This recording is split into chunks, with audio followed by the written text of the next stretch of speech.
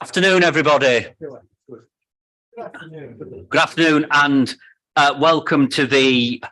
Blimey, I have to read it. March. I have to read off a bit of paper which month it is. Welcome to the March meeting of Leeds Council Executive Board. And to start off by saying that this meeting is webcast live. Just a couple of things before we get onto the agenda. I'd like to welcome Councillor Barry Anderson to today's meeting. He's in a non-voting capacity in place of Andrew Carter, Councillor Andrew Carter, who submitted his apologies for the meeting. I'd also like to welcome the journalism students from Leeds Beckett University who've come along to observe today's meeting. We'll all try and not mumble too much so you can practice your shorthand effectively.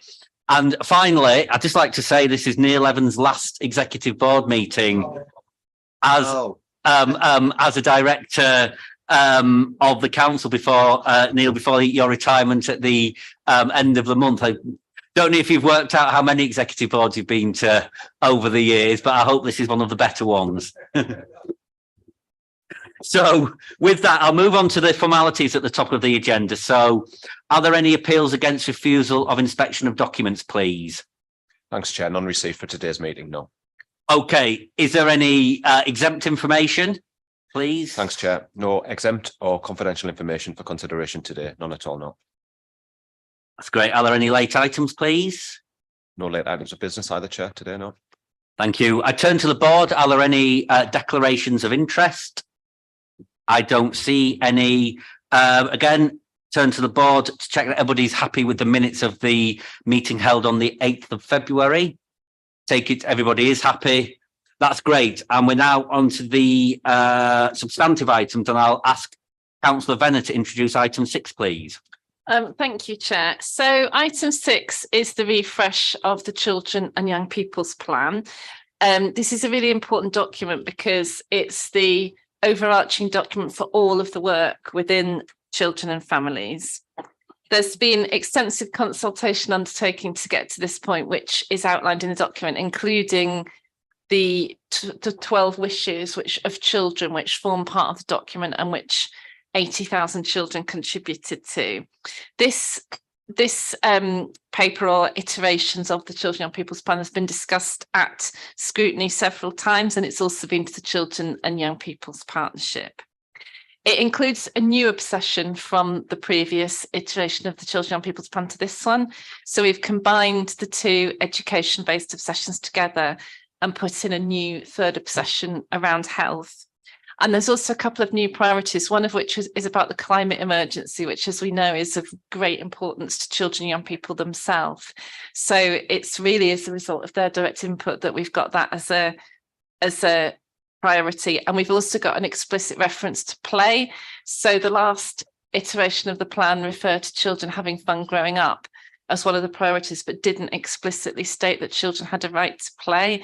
And again, that's really important and often referred to by children themselves in consultation. So this plan will last from 2020 to 2028. It will go to full council in July, and it's been very much written in the context of a very challenging world for children in relation to both the climate emergency, which we've referred to, the pandemic, and the cost of living crisis. So hopefully it reflects the realities of children and young people's lives as well as the aspirations that they have. Thank you, Chair. Thank you, Councillor Venner. Are there any comments on this paper, please? Councillor Golden, please.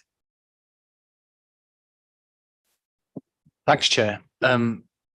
This paper makes me feel like I'm back at school sometimes, because I remember when I was around at Children's Services when it first started to have obsessions, and they've been amended and changed over the years, but there always seems to be more to learn and to recite.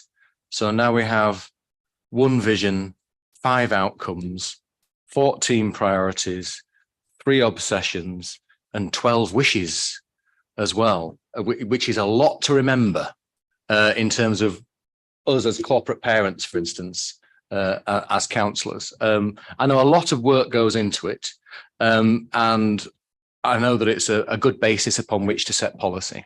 So I think that should be recognised. The one thing that I couldn't see in here, though, knowing what one of the pressures is in children's services, which is you want to do so much, but when one part of the service demands more from budgets, other areas tend to not be able to achieve what their aspirations might be. So in the section that says how we'll know if we've made a difference, it doesn't mention anything to do with budgets. Is there anything in here that recognises those pressures? Councillor Venner, please. I'll maybe let Julie pick up the second point. I thought there was something. I'm looking at it now. It's very tiny on my screen. I'm sure there's something about value for money in it somewhere. I wanted to pick up your point about. I do take your point that about how many obsessions and priorities there are. When I'm talking to other councils who come to visit or who we go out to, and I'm telling them what's in our plan, sometimes, there is a lot to remember. But having said that, it does all fit on 2 pages. So although we've got a lot of aspirations in it, which I think is quite right, it is also a fairly concise document compared to lots of documents that you see in other places. And I think it just really quite succinctly describe where we're trying to get to. Julie, is there anything I thought there was something in it about budgets. Yeah, I'm happy to come back on that. I think what I would say, and I think as Councillor Venner set out in her opening comments, this is really the vision for everybody across the council, across the partnership who is working with children and families. So I think we're all signed up to that. I think it does set out the outcomes that we are looking to achieve and also how we want to measure them. I think what we know is that where we are successful in achieving positive outcomes for children, the finance follows and the budget follows. So again, thinking about reducing the need safely and appropriately, reducing the need for children to be looked after, ensuring that children can remain with their families, ensuring that the early help strategy is effective and therefore results in the need for more costly statutory intervention. I mean, really, the budget, the finance situation is a golden thread that runs throughout the whole of the plan and the whole of the activity. Clearly, we've got the delivery board set up now, which is cross-council, cross-directorate, a number of work streams that sit within that. And that delivery board will be responsible for looking, first and foremost, at the outcomes for children and families across the city, but absolutely looking at the financial outcomes that we've set out to achieve. Thank you, Julian. Tom would like to come in, please. Yeah, I just commend the plan as well. And I think I spent quite a lot of time recently going around to, as Councillor Venner has and Julie have, for different teams in the city, and particularly the Little Owls and early years teams. And I'm really struck by the fact that when we talk about resources, it's not just the money either. It's about the cohort of people we've got. And it's that combination of specialists and professionals, and then the wider support teams. And I think from the conversations I've had and from what I've seen in the really diverse, different bits of Leeds that you do when you go around the city, this sort of resonates, and there's a lot that the teams are doing already that we're delivering. And on I'm a bit of a stickler for the 1s and 3s and 5s and trying to keep it as simple as possible as well. And I guess the other way, I think we have managed to achieve something here, which is do all that, but also have the voice of the child on there, which is the wishes. And I think that's really important, that that's sort of authentically what children told us in the city. And the other way to look at it, I guess, is what would you remove when you're talking about the 14, for example. When I was looking down them, I was just, because you challenged my thinking a bit, what would I remove? And I don't think I could think of anything that I would take out. So I think we've got it about right, but it is about how we're delivering it on the ground, in that very neighbourhood based approach, which is as much the resources question as the money as well, which I think, we are well placed for, as has been seen by the peer review. Final thing I would say is the health change on obsession, I think, is quite important, because the NHS and the way it works tends to gear itself more towards the older population, and that's where the more of the money is spent and more of the challenges appear in the way the system runs. But actually, we need to be making that case for children and young people all the time and making sure they have that sort of parity within that system as well. So I think that's another good reason why we've made that change. Thank you, Tom. If nobody else wants to come in, I will turn to the recommendations on page 27, and I take it the board is happy with those. That's great. And we'll move on to item 7, please, Councillor Venner. Yeah, this is a very straightforward item. This is the outcome of the statutory notice for Wykebeck to move from 3 to 11 to 2 to 11 in terms of the age of their intake. So this came here before it went out to the statutory consultation. So it will basically create 24 places for 2-year-olds in the ward of the highest deprivation that also has the most children. And this is very much a direct request from families who've been asking the setting if they will take 2-year-olds. And it supports our aspiration to have more 2-year-olds, you know, in preschool, early years provision. Thank you. Thank you. Does anyone want to come in on this? That's great. I'll turn to the recommendations on page 44, and I take it everybody is happy with those recommendations. It's great. Councillor 8, please. Item 8, please, Councillor Pryor. Thank you, Chair. So this is the Adventure and Digital Enterprise Programme update. So this outlines the progress made in developing a new funding package to extend delivery until 2026. The Adventure Programme delivers a range of support for prospective entrepreneurs and new startups. And since 2016, this has worked with 2,000 businesses who've all received support and created around 800 new jobs. The Digital Enterprise Programme helps small and medium-sized businesses to invest in digital technology. And since 2016, this has assisted with 3,000 businesses who've all received support, with an estimated 1,000 new jobs created through the programme recipients. I think this is it's a fantastic piece of work to continue growing the Leeds economy and creating good jobs. So Exec Board is asked to note the progress, but also to seek approval to enter into contracts and funding agreements with WICA and other partners, and also to spend up to 4.7 million of UK shared prosperity fund. Thank you, Councillor Pryor. Councillor Galton, please, and then Councillor Anderson. Thanks, Chair. Obviously, a very valuable piece of work that the council is involved in and shows expertise in. I was just wanting to understand how those businesses which are supported are identified, and whether we actually do anything proactively to ensure that every part of the city has applicants or people who benefit from the guidance and advice and investment, so that the employment benefit is felt everywhere. Thank you. Phil, would you like to come in, please? To answer the question, Councillor Galton, yes, we have a proactive marketing and promotion strategy that promotes the programmes currently across the whole of the Leeds City region, as well as across the Leeds district.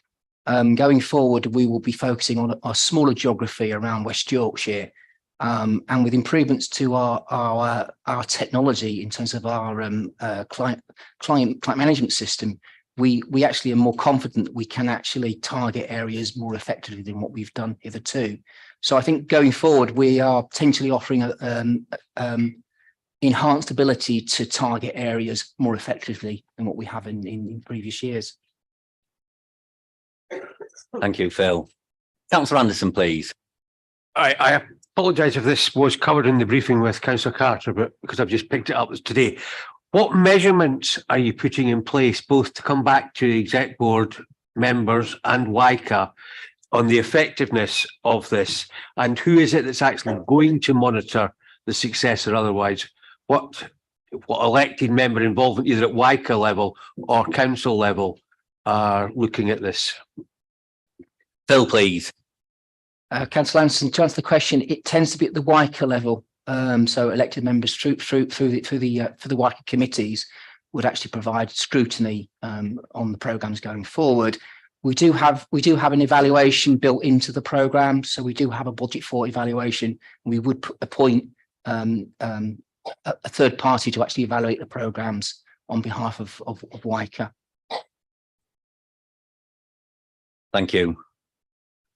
No one else wants to come in on this paper. I'll turn to the recommendations on page 53, and I take it everybody is happy with those.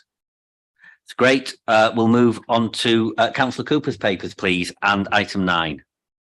Thank you, Leader. And item 9 is the financial health monitoring 2022-23 month 10 position. First of all, if I could just inform Executive Board that there's been a typo in the recommendations. Recommendation B that says we'll bring it back to March meeting, bring it back to March meeting. It should be April's meeting, of course. So if we can just make that change, please, that'd be good. So the position at month 10 is that there is an overspend position of 13.7 million that we're recognising on the Executive Board report. The detail in the report goes into where those overspends are. We are expecting to come in on balance at the end of the year with some more directorate savings and action plans that are already in place, and with all of the non-essential spend, freeze on non-essential spend, and the other actions that we've been taking over the year. So I'll leave it there for questions. Thanks, Chair. Thank you. Councillor Anderson, please. Just a couple of points. One is obviously children's still is showing substantially currently going to be overspending, although it will come in balance at the end, and I accept that it's going to come from reserves. But 2 points. One is, should we not start looking at zero-based budgeting for at least trial it out in this area to find out whether or not they do need more money in a budget? Let's look at it one extreme. You might actually, when you carry out it, you might actually find out that they need more money than they've actually been given in the budget. Equally, you might be able to identify some savings. And the second point is the task and finish groups don't appear, from what I can see and hear, to have much success so far. Now, is there any way that we could open up some of those task and finish groups for other people with other ideas to feed in, to look into whether or not they might come up with some savings? Thank you. Thank you, Barry. I'm looking, Victoria, do you want to come in, please? Then do you want to come in, Julie? Thank you. So Victoria first, please. Thank you, Chair. There is an awful lot of work done with the service and other people from across the council around the financial position within children's services. We've done a lot of work around the budget going forward, looking at the demand. So even though it's not called a zero-based budgeting process, we do look at what the numbers are that are coming through, what is the demand increases, what inflationary increases are, what do we need to make sure that that budget is appropriate for next financial year and also sustainable for the future. And we've done that as part of the budget process, and we've actually reviewed it again in the last month in light of what's happened recently with the numbers increasing significantly. I would say that this is obviously an impact that's happening nationally, and it does detail in the report why there have been significant increases in the number of children that are coming into looked after and needing provision by the council. I would also say that the task and finish group has worked well across with all the different directorates representing on that group. And Julie and her team have put together a delivery board with further work streams, which Julie will comment on now. Thank you. Thank you. Julie, please. Thank you. So as Victoria said, we do now have the delivery board established. I think it's really important to say that it is a cross-directorate board. So we do have representation from HR, from asset management, from finance, from IDS, from performance and intelligence, from facilities management, from communications, and we also have external partners in the form of health and police colleagues.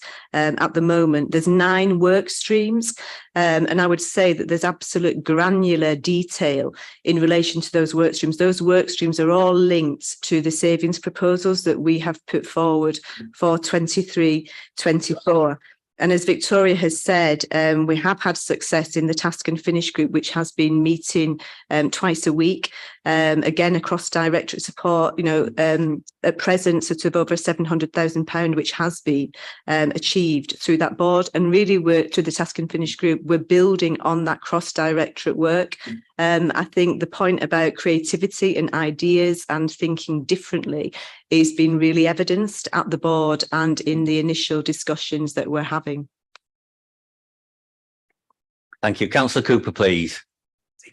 Yeah, and I think just to add to what both Victoria and Julia have said, I'm really pleased with the work of the task and finish group in terms of looking at all the areas where there was potential overspend, not only for this year, but for next year as well. So, and one of the issues that we do have is the obviously the increase in numbers, and of course, as a compassionate council, we're always going to spend money on children where it's needed to be spent in these instances. But I'm really pleased about the work that has gone into looking at the resource issue with children's, and pleased about the progress. And I believe that in time and within next year that work will really pay dividends to the budget. Thank you. Yes, please, Barry. The budget in environments and neighbourhoods, they seem to be the subject of a price variation on green recyclates just now, which the markets will always go up and down. But what effect, at what stage would the price reduction affect the budget that's been set for next year? I accept that you did adjust your budget and anticipated a reduction in prices. So I'm not saying that you didn't foresee that, but at what point does it become a real problem if the price continues its downward spiral? I'll ask James Rogers to come in on that point, please, James. Yeah, thank you, Chair. These budgets are particularly volatile, and I was, I think, reporting the last time we met that we'd seen an increase in the value of the income that we're receiving, which has been really positive. But more recently, we've seen that decline again because of that volatility. The projections for next year at the minute, based upon what we're currently seeing, are still okay, and there's not any anticipated problems. But when we get into the year and we see what the market's like, we'll be in a better position to update members. Thank you, James. Councillor Galton, please. Thanks, Chair. A few areas. On that last particular point, it's noted that in this report, it also mentions a pressure in internal charging from our fleet operation for waste vehicles. And I believe that that is associated with the fact that a lot of them are getting towards the end of their life and therefore are less reliable than they could be. And you would think that in good times, you can perhaps ring fence greater income than was expected from things like recyclates, and also what is reported in this report, a payback from the PFI contract, which is quite significant in the millions as well. And we should really be perhaps creating a ring-fenced reserve for the replacement of these vehicles, in the expectation that the long-term replacement will be dependent upon the market being able to deliver, especially if we're looking at electric vehicles, which are in demand across the country. The second thing is in children's services. And it relates to what Tom was talking about in terms of how it's really important in the children's plan, the health aspect is being recognised and taken forward, because we're talking here about the ICB contribution from health, which we'd asked for several years. It was 1.9 million that we were hoping that they would invest in, and we never quite got agreement for that. But it was reported, I believe, at the budget meeting that instead we'd got a different agreement from our health partners that would actually deliver more than the 1.9 we were already asking for, and it would be concentrated in early years so that the kids got the best possible start. So I was just a little bit confused at the wording that was used in this financial report around the ICB health contribution in terms of, it said that we were still hoping to negotiate something else coming forward. When is it just a little bit behind in terms of the current situation, or are you seeking even more money from health?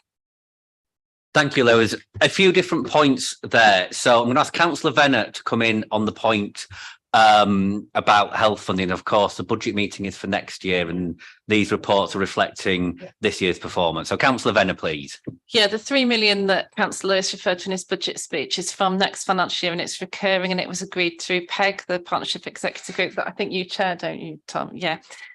Which is really positive. 1 million of it is additionality, and that's to provide a trauma-informed service across the system. So that'll be money going into the council and health and the third sector to work with children who are survivors of trauma. And then the additional 2 million is to protect the services we've already got so that they won't have to be cut. And it's focused on early help rather than early years, although some of it will be within early years. But it was recognised by the health system that the state of the council finances did represent a risk to the whole system, and that's why they've agreed to give us that additional funding so that we don't have to make cuts to really vital early help services, and that refers to both our own services and some of our contracted services. So it is really positive in terms of getting in that additional 3 million. So just to clarify, sorry, Councillor Galton, it's customary to go through the chair, so I'll ask for your previous questions to be answered, and then we'll come back to more questions. Julie, please.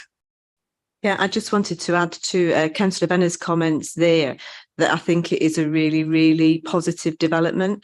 I think it reflects the commitment by the whole system to early intervention and prevention, and recognising that in Leeds we have that whole system response. I think it also comes back to some of the comments that have been made earlier about the need to work differently. So thinking about how we do deliver services at a local level and how they are integrated, you know, how we use our resources, as Tom has mentioned previously, and how we use our assets, our buildings, etc. So I think it really does reflect, really positive discussions which have resulted in tangible additional income coming into the Children and Families Directorate. Thank you, Julie. And I'll ask you to come back. I think you wanted to come back on those points, Councillor Galton, and then we'll go on to refuse vehicles. So, Councillor Galton. Thank you, Chair. Yeah, because that's the clarity I was after, really, was that this paragraph is talking about this financial year, isn't it? And it says that they're assuming that the contribution 1.9 million won't be made. But then the next sentence says, children and families are working with the ICB to consider alternative funding or budget savings for this year. Yeah, so that's why I was wondering whether or not the other money had been taken into consideration, whether it could be drawn down early, whether it's going to be associated with some of the things that you wanted to associate with this 1.9 billion with or not. And so that's just the clarity I was after, just in case this was an old paragraph that hadn't been updated. Thank you, Councillor Galton. Councillor Venner, please. Just to clarify again, so the 3 million is from next year and it is recurring. Yeah, expecting to get any additional income in from health for the remainder of this financial year. What I suggest we do on this point is,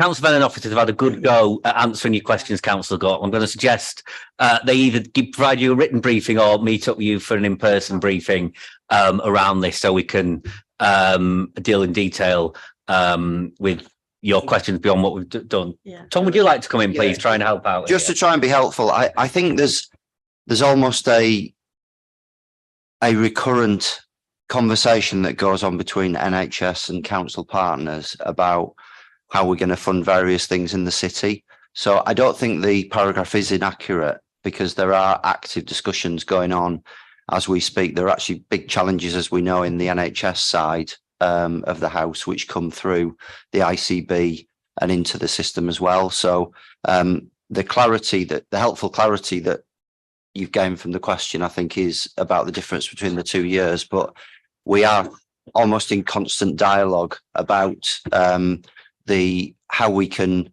get the resources to fit the demand in the system throughout the year.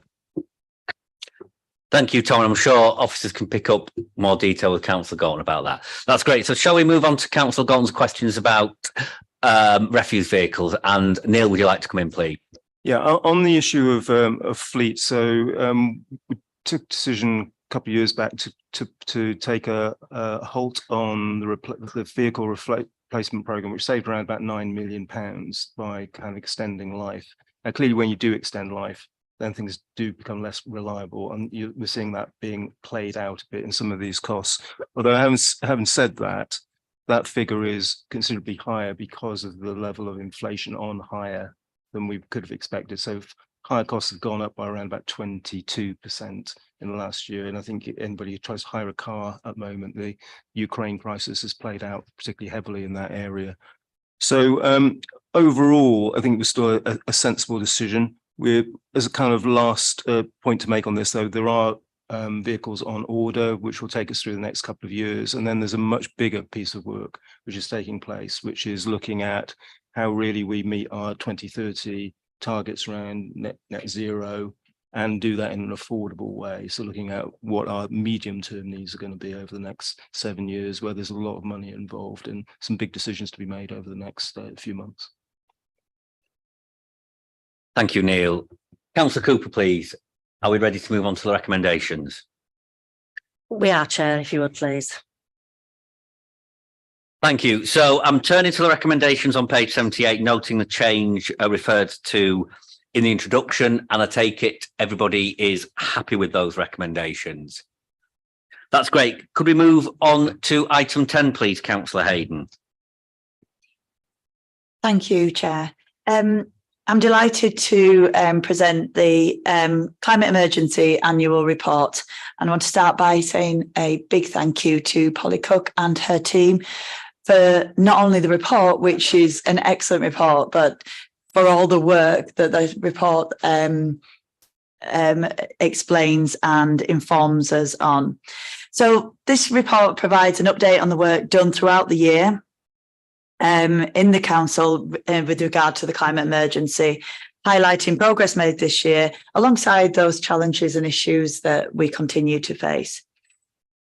The report notes Leeds City Council was recognised as one of 122 city authorities across the world leading the way on climate action as part of a list published by renowned international authority, the Carbon Disclosure Project. So Leeds joins cities like New York, Paris, Melbourne, Tokyo, Buenos Aires and Cape Town on the organisation's 2022 A list. Of more than 1,000 global cities that received a rating this year, only 12% received an A grade, and Leeds was among those cities being celebrated for showing that urgent and impactful climate action.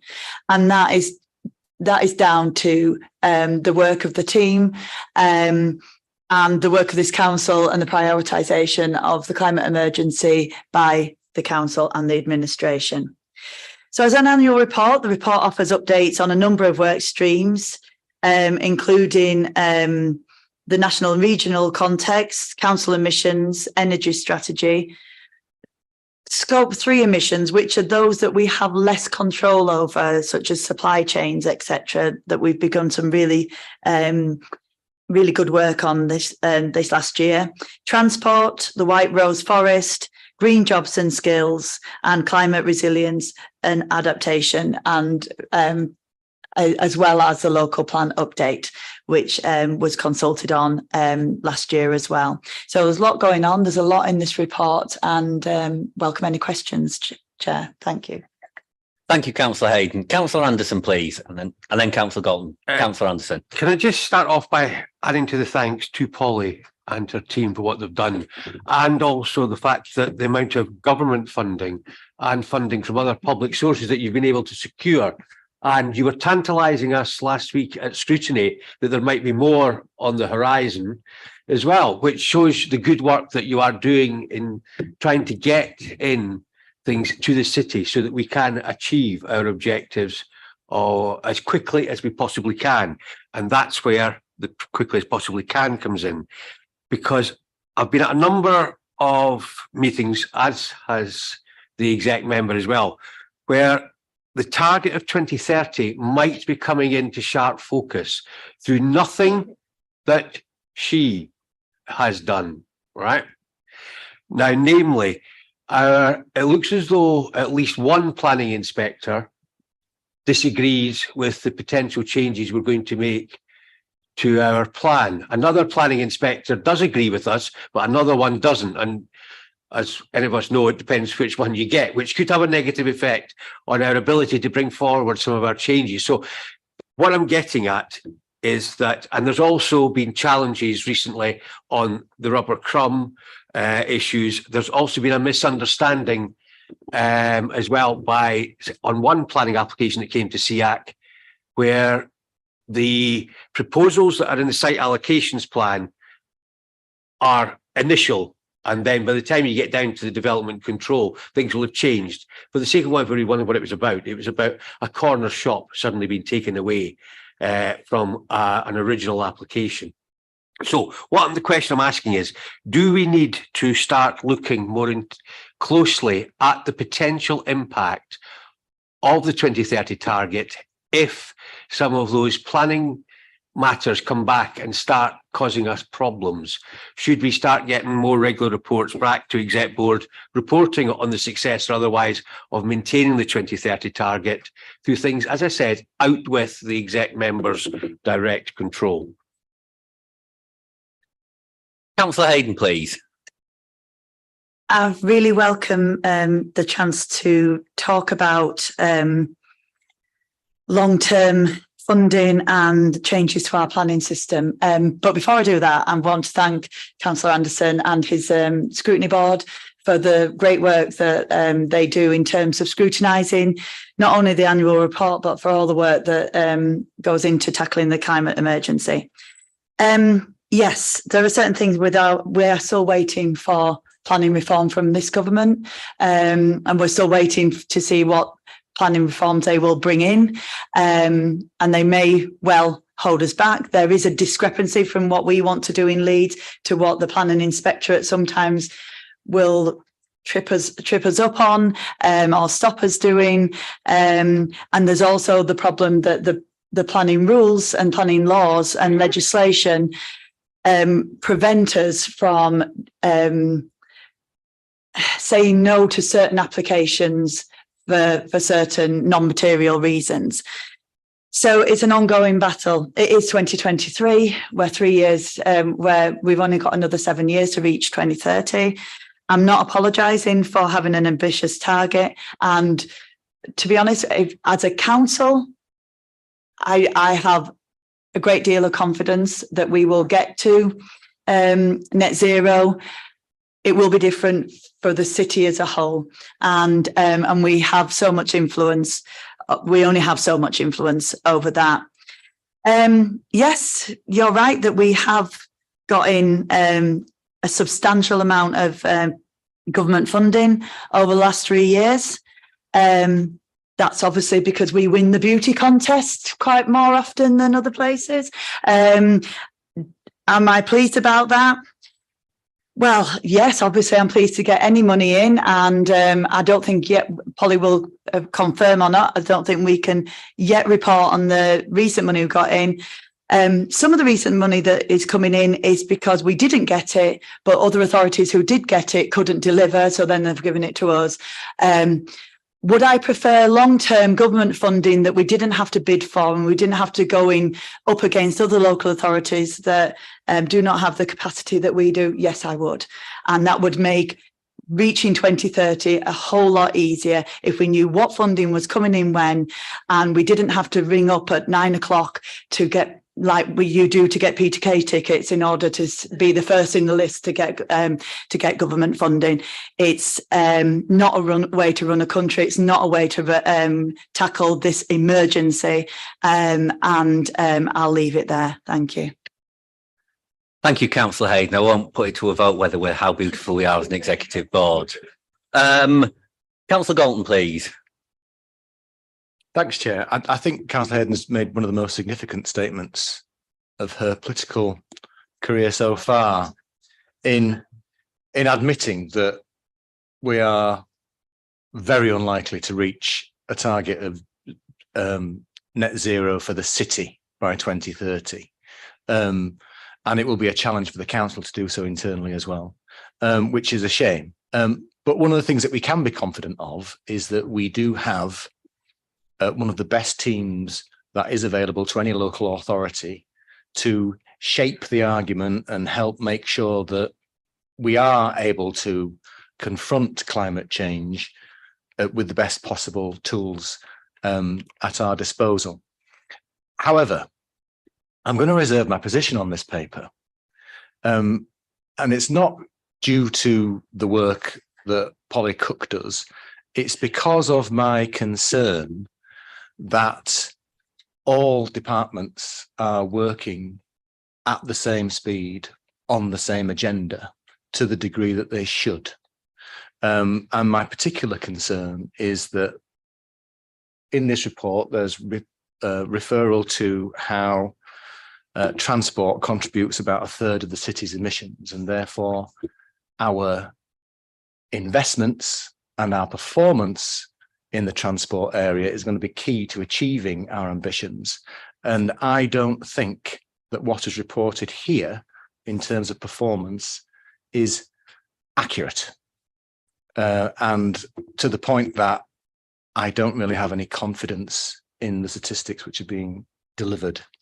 And I think we are potentially being let down if we don't have consistency of delivery for all the departments in the city to achieve net zero. I won't go into detail, but I will happily do so if anybody wishes to get that detail. On the transport issue, one of the bullet points on page 121 says that transport contributes about a third of the city's emissions. And I just wondered, does that include Leeds Bradford Airport or not? So if that could be clarified, that would be useful. Because I do appreciate that that is a sub-regional facility, and I wasn't sure if we divided up its emissions as 5 constituent local authorities within West Yorkshire. And I'll leave it at that, Chair. Thank you, Councillor Galton. Who would like to pick up? Polly, please. So it won't include the emissions of Leeds Bradford Airport. It mirrors the way that national government measures emissions. So it's basically fundamentally scope 1 and 2. So it doesn't include. Thank you, Polly.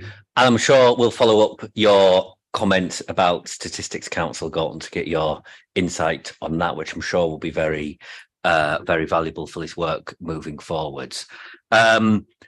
Does anybody else want to come in on this paper? No, I'm going to turn to the recommendations on page 1, 2, 3, and Councillor Galton has stated his position. I take it everybody else is happy with the paper. So with that, we'll accept the recommendations and move on to item 11, please, Councillor Harland. Thank you, Chair. So this is the latest update since October last year on the cost of living and what Leeds are doing to help our residents in that. It updates on the work being carried out across council and those of our partners and lists support that's available. We've seen that most agencies are seeing a rise in people seeking advice and support, but we continue to work together to alleviate some of the symptoms of that. The report also updates on what's been happening nationally, including the details of the cost of living support 2023, which was announced in the autumn statement, and other key announcements from that. Obviously, we'll wait to see if we hear anything in the coming budget of any further measures. And we do welcome that the extension to the energy price guarantee has been it's welcomed, and it should take us up to some warmer weather, so we welcome that. The appendices go into more specific detail, and there's lots of info in there that's really useful. The Leeds Strategic Cost of Living Plan is also in there, and also the State of the City report, which is included, which lists the actions and opportunities for all our stakeholders across the city.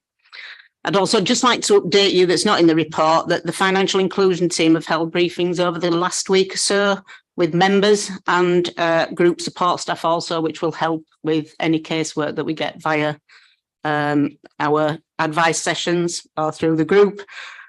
I think it's a really comprehensive and positive report in the main, and we'll continue to bring updates to this board as we look at how we will administer the next tranche of the Household Support Fund, which I believe the team are working on at present.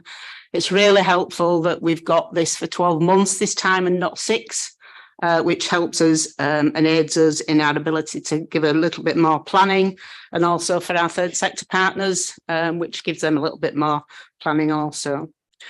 So finally, I'd like to thank Lee and his officers as usual, but I'd also like to say thank you to those Leeds City Council staff working on the front line that are dealing with residents often in very vulnerable and upsetting circumstances. Sometimes our staff too are dealing with the same pressures. So I'd like to thank them, and also our third sector partners that are also working on this. Leeds is once again an exemplar of good practice, and we will continue to be at the forefront and not let the grass grow under our feet and keep going. But the good practice is there, and it just shows how partnership works across the city. Thank you. Thank you, Councillor Harland. Are there any comments on this paper? Councillor Anderson, please.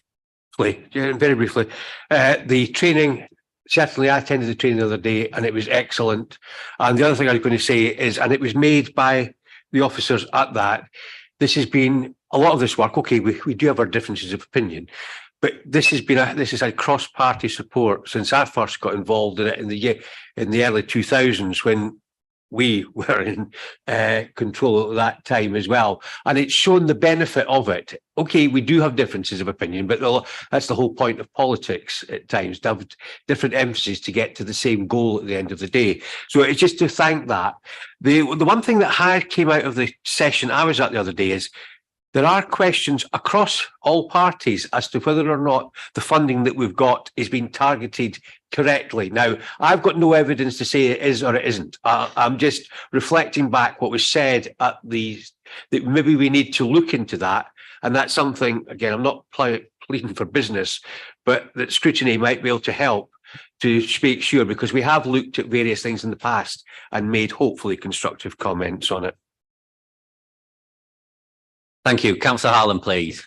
Absolutely, Councillor Anderson. The scrutiny board has played an immense part in that. But I do think that after Monday's session, Nick and Joe were very pleased at the input from members and took away a lot of work to look at. And of course, this board and of course, scrutiny board will be involved going forward. Thank you. Councillor Galton, please. Thanks, Chair. I just wanted to endorse comments from Councillor Harland about the valuable service which is delivered by public servants at a time of crisis, and how their consistency of help is really appreciated within communities. I also wanted to highlight the, was it the cost of living conference that we had Dame Julia Unwin at? Is that what it was called? State of the City. There we go. It was a really, really good event, and in terms of all those different diverse areas in the city, we were able to actually intermingle and exchange experiences and actually get ideas which we can take forward into our own areas. And that was one of the strengths, I think, of coming out of COVID. And one of the things that I think we can take from the speech that Julia Unwin gave was her emphasis that in terms of the people that we represent and communities on the ground, the hyper local really matters. And I think that continued investment that Councillor Harland was talking about in terms of third sector and building up the strength of anchor institutions so that, you know, they shouldn't need the council to do things directly because they're able to do it themselves. I think that's really important principle. And the way that this work has developed has been very inclusive with other parties. And we wish you, even more success going forward, because it's going to be a very difficult period over the next 2 years at least. Thank you, Councillor Galton. Councillor Harlan, please. Thank you, Councillor Galton. I couldn't agree with you more. And the State of the City was a really good event, and that we took a lot away from that as well. Thank you. On that positive note of agreement, I'm going to turn to the recommendations on page 247, and I take it everybody is in agreement with those. Yep, that's great, and we'll accept those recommendations, and thank you everybody, and I'll close the meeting.